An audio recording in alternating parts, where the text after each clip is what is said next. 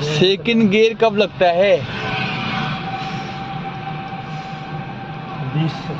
हैं? अब 20 से बोल रहे हो, अभी 10 से बोल रहे थे। आप एक कंफर्म कर लो कब लगता है सेकंड गियर? हैं भाई साहब कब लगता है बताओ यार फटाफट। नहीं 10 से ऊपर ही लगा। और कैसे लगेगा बताओ फटाफट।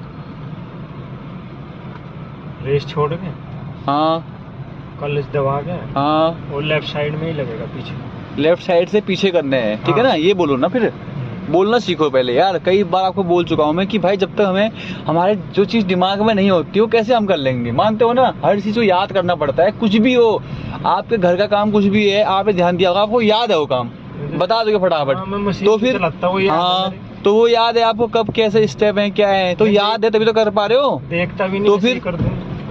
इसीलिए गाड़ी का भी ध्यान रखो भाई, जितना आपको याद रहेगा ना चीजें, उतना आपको करने में भी फायदा होगा, फटाफट टाइम कम लगेगा। अब आप सोचने लग जाते हो क्या करना है मुझे, अब बताओ कब सोचता है इंसान? जब याद नहीं होता उसको। याद होगा तो कर देगा। तो फिर भाई साहब आपको याद करना पड़ेगा गुरुजी, वरना काम खराब हो जाएगा। गाड़ी तो चला, तो फिर याद ही करना। याद करना होता है भाई, तभी तो लिख के भेजता हूँ आपको इतना सारा।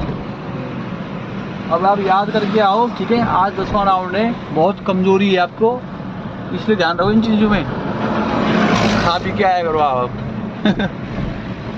रेस कम करेंगे, जैसे डाउन में पहुंच गए, बल्कि रेस कम करेंगे, उन्हें बताया ना आपको।